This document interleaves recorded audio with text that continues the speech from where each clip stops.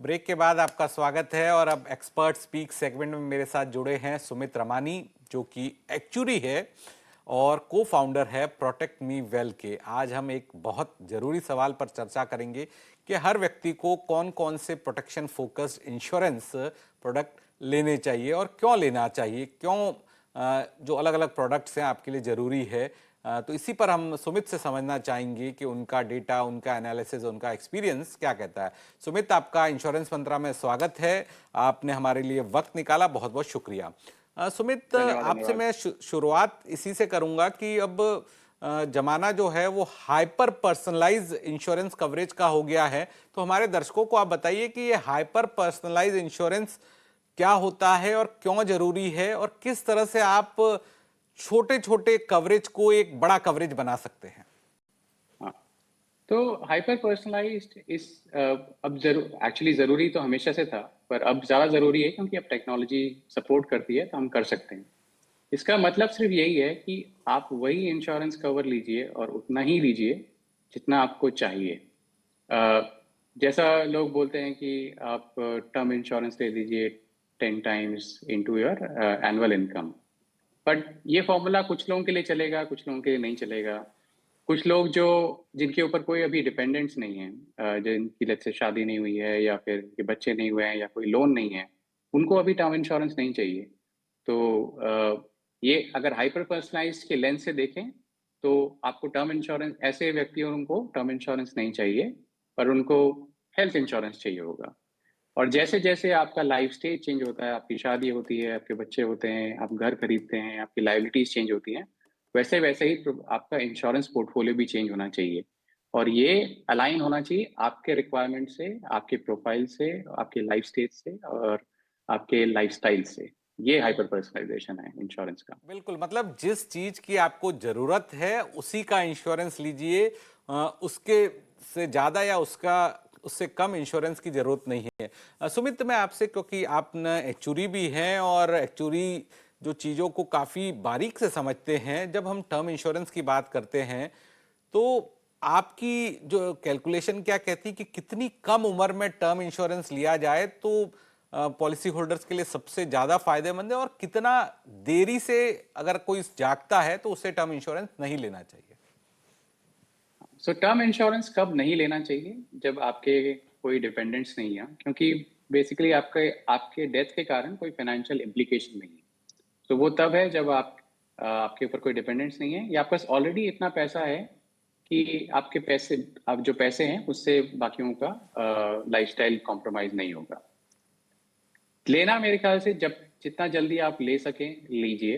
Even though let's say आपके जैसे ही आपके डिपेंडेंट्स आने लगे या कोई लायबिलिटी आने लगे तब तो लेना ही चाहिए, क्योंकि एक आपका प्रीमियम कम होता है और वो प्रीमियम आपके रेस्ट ऑफ द टर्म के लिए, जितना भी आपका पॉलिसी टर्म है उसके लिए लॉक इन हो जाता है। सो जितना जैसे ही आपके डिपेंडेंट हो आप वो कवर लीजिए। आप शुरू में जितना कवर ले रहे हैं उस पे आप रुकिए मत, क्योंकि बाद में आपकी जैसे ज़रूरतें बढ़ेंगी, आपके डिपेंडेंट्स बढ़ेंगे, आपकी लायबिलिटी बढ़ेंगी, तो वो इंक्रीज़ करना भी ज़रूरी है। तो हर 5 साल, 7 साल में वो रिव्यू करना ज़रूरी है।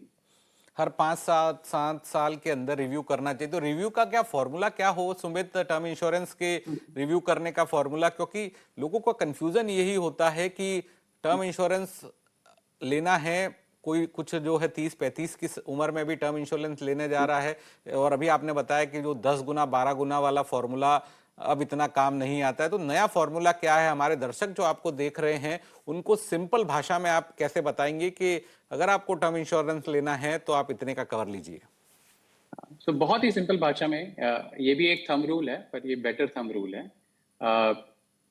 25 टाइम्स आपका जो एनुअल एक्सपेंस है, वो तकरीबन सही होगा आपके लिए, सही टर्म इंश्योरेंस का। उसका लॉजिक बहुत सिंपल है। अगर आपको रिटायरमेंट कॉर्पस चाहिए, जो कैलकुलेट करते हैं, जिसके लिए इंडिया में अब अग्रीमेंट है कि 35 टाइम्स आपका एनुअल एक्सपेंस। तो जो 35 माइनस 25 है, जो 10 टाइम्स आपका एनुअल एक्सपेंस है, वो मान लीजिए वो एनुअल एक्सपेंस आपके लिए था। अब टर्म इंश्योरेंस जब जरूरत पड़ेगी तो आपके एक्सपेंसेस नहीं होंगे, तो 25 टाइम्स आपका एनुअल एक्सपेंस सही नंबर है। पर जैसे मैंने बताया, ये आपके लाइफ स्टेज और लाइफस्टाइल से चेंज होता रहता है। ये एकदम सही फॉर्मूला नहीं है। एकदम सही फॉर्मूला हमने अपने इंजन में बनाया है, पर अगर बहुत सिंपल तरीका चाहिए तो ये यूज़ कर सकते हैं। बिल्कुल एकदम सही फॉर्मूला भी बताइए सर, हमारे दर्शकों को मैं वंचित नहीं रखना चाहता। जो ज्ञान है, जो जानकारी है, जो डिटेल है आपके पास, सही फॉर्मूला भी बताइए आप।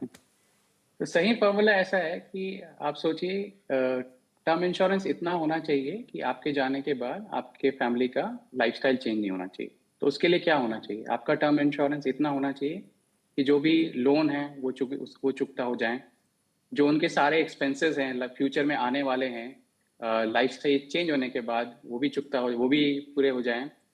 पर अगर आपके पास कोई सेकेंडरी सोर्स ऑफ इनकम है, जैसे डिविडेंड है, रेंट है, तो उतना आप कम कर सकते हैं। अगर आपके पास ऑलरेडी पैसे हैं जो आप यूज़ कर सकते हैं आपके खर्चों के लिए, वो भी आप यूज़ कर सकते हैं टर्म इंश्योरेंस का साइज कम करने के लिए। बिल्कुल सर, जैसे अगर आपने बताया कि 10 लाख रुपए का सालाना खर्चा है, तो उसको 25 गुना करके फिर उसमें से होम लोन माइनस किया जाए और फिर जो इनकम है वो माइनस करके जो खर्चा, जो बचा राशि वही आपको लेना चाहिए, राइट? नहीं, होम लोन ऐड करना पड़ेगा, क्योंकि वो भी आपको उस टर्म बिल्कुल इंश्योरेंस के बिल्कुल, पैसे से यानी निकलेगा। 10 लाख रुपए का सालाना खर्चा है तो उसका 25 गुना, यानी 2.5 करोड़। 1 करोड़ रुपए का होम लोन है तो 3.5 करोड़, और 50 लाख रुपए की आपकी ब्याज की इनकम या डिविडेंड की इनकम आती है तो 3 करोड़। तो ये फॉर्मूला आप बता रहे हैं। हाँ, मतलब वो फ्यूचर हर महीने हर साल आपकी 1 आध लाख आती होगी, तो अगले 30 साल में भी 50 लाख आएगी, तो उतना आप माइनस कर सकते बिल्कुल बिल्कुल। तो ये फॉर्मूला जो है सुमित जी के द्वारा बताया गया। अब सुमित, मैं मेडिकल इंश्योरेंस में भी आपसे समझना चाहूंगा कि जो प्रीमियम बढ़ता है पॉलिसी का, उसमें आपके मुताबिक क्या फैक्टर है, और उसमें पॉलिसी होल्डर अब क्या ऐसी चीजें कर सकता है जिससे उसका प्रीमियम का भार ना आए? हैं। देखिए, प्रीमियम तो इसलिए बढ़ता है क्योंकि मेडिकल इन्फ्लेशन बढ़ता है। मतलब आपका जो आप बीमारी का जो ट्रीटमेंट का कॉस्ट है, वो अगले साल 10-15% ज़्यादा होगा।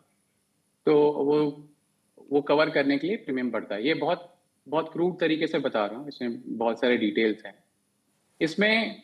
और कई बार अगर आप हेल्दी नहीं हैं तो आपका प्रीमियम थोड़ा ज़्यादा हो सकता है। तो पॉलिसी होल्डर तो यही कर सकता है कि वो हेल्दी रहे। दूसरा, अगर प्रीमियम अनअफोर्डेबल हो जा रहा है तो आप पॉलिसी ले सकते हैं जिसमें डिडक्टिबल हो। इसका मतलब ये है कि अगर आपने 10 लाख का कवर लिया और 1 लाख का डिडक्टिबल है, तो पहले 1 लाख का खर्चा आपके जेब से जाएगा। मान लीजिए 5 लाख का बिल बना है, तो 1 लाख आपके जेब से जाएगा, 4 लाख इंश्योरेंस कंपनी देगी। तो उस केस में प्रीमियम डिस्प्रपोर्शनेटली काफ़ी कम हो जाता है और अफोर्डेबल हो जाता है। बिल्कुल अफोर्डेबल हो जाता है। और क्रिटिकल इलनेस कवर लेना चाहिए या नहीं लेना चाहिए, और किस तरह से लेना चाहिए, अगर आप हमारे दर्शकों को बता पाए?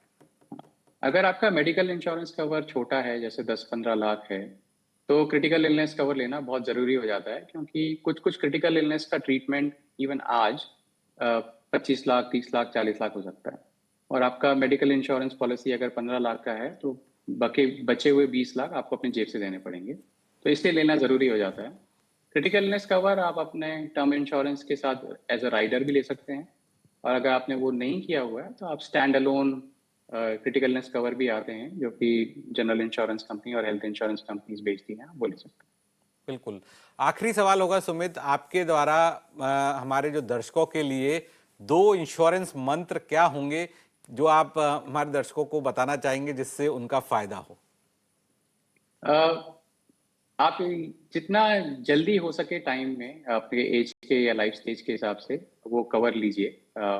और इंश्योर करिए कि आपका कवर सफिशिएंट है, जितना होना चाहिए उतना है। और हर कुछ 5 साल 7 साल में रिव्यू करना जरूरी है। बिल्कुल, जितना जल्दी हो आप कवर लीजिए, हेल्थ इंश्योरेंस लीजिए, टर्म इंश्योरेंस लीजिए। बहुत बहुत धन्यवाद सुमित, आज हमारे साथ इस शो में जुड़ने के लिए और तमाम बातें हमारे दर्शकों को बहुत ही आसान भाषा में, सिंपल लैंग्वेज में बताने के लिए। तो आपको हम धन्यवाद कहते हैं और इसी के साथ इस शो को भी समाप्त करते हैं। लेकिन जाते जाते आपको छोड़ जाते हैं हमारे इंश्योरेंस से जुड़े हुए इंश्योरेंस बेसिक को। क्या आप जानते हैं कि क्रिटिकल इलनेस और साधारण हेल्थ इंश्योरेंस जो होता है वो एक जैसा नहीं होता है।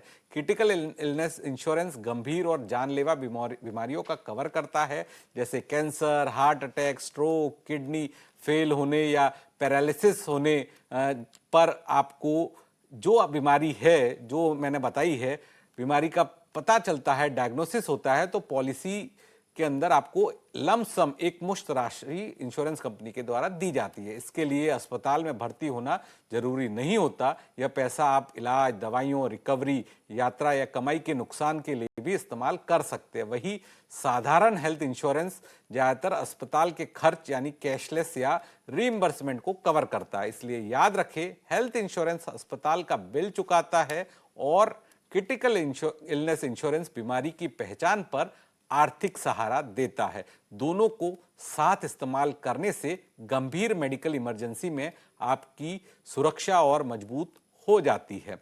तो इसलिए जानकारी रखें, सुरक्षित रहे। यही था आज का इंश्योरेंस मंत्र।